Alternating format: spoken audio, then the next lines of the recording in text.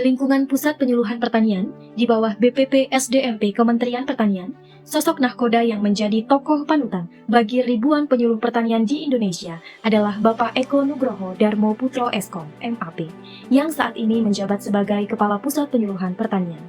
Dalam melaksanakan tugasnya sebagai ASN, beliau selalu menerapkan nilai-nilai dasar ASN berakhlak.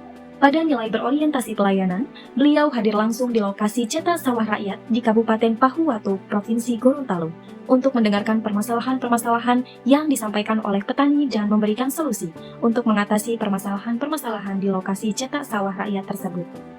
Selain itu, beliau juga hadir langsung memberikan pelayanan dengan mendampingi para petani melakukan gerakan tanam padi di Kota Padang. Beliau juga dikenal memiliki nilai akuntabel. Hal ini dapat dilihat dari komitmen beliau untuk bertanggung jawab dan berintegritas tinggi. Turut sertanya beliau dalam gerakan tanam padi di Desa Tolian, Kecamatan Kakas, Kabupaten Minahasa, Sulawesi Utara, menjadi langkah nyata dalam mendukung percepatan swasembada pangan yang merupakan bentuk komitmen dan tanggung jawab sebagai PLT Kapusluh Kementan. Begitu juga hadirnya beliau pada konsolidasi gaji penyuluh pertanian Nusa Tenggara Barat dapat dilihat sebagai bentuk transparansi dan tanggung jawab beliau kepada pihak terkait. Sebagai PLT Kepala Pusat Penyuluhan Pertanian, Bapak Eko Nugroho senantiasa menunjukkan komitmen tinggi terhadap peningkatan kompetensi diri dan organisasi. Beliau juga mendapatkan beberapa penghargaan, diantaranya Penghargaan Asosiasi Penggerak Perpustakaan dan Literasi Hijau Indonesia 2025, serta Balai Besar Perpustakaan dan Literasi Pertanian di bawah kepemimpinan beliau mendapat akreditasi A sebagai penggerak literasi untuk mendukung ketahanan pangan dan swasembada. Harmonis. Sebagai PLT Kepala Pusat Penyuluhan Pertanian, Bapak Eko Nugroho senantiasa mengedepankan sikap saling menghargai, peduli, dan membangun hubungan kerja yang harmonis, di mana dalam sambutan beliau saat menjadi Kepala BP Pustaka mengatakan bahwa perpustakaan harus berdampak langsung bagi pegawai, penyuluh, dan juga petani.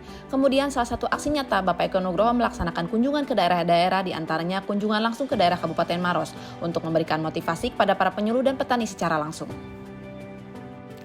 Loyal merupakan core value yang dimiliki oleh Pak Eko yang dapat dilihat dari komitmen dalam mengawal program strategis Kementerian Pertanian seperti regenerasi petani, di mana beliau melakukan kunjungan kerja strategis untuk memantau kelompok taruna tani milenial di Tangerang guna memastikan regenerasi petani berjalan dengan baik.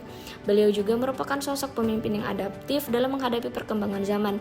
Hal ini terlihat dari upaya beliau dalam mendorong transformasi ke arah digital, mengubah fungsi balai pustaka tidak sekadar menjadi tempat buku tetapi juga sebagai pusat literasi digital aktif untuk meningkatkan kapasitas sumber daya manusia pertanian.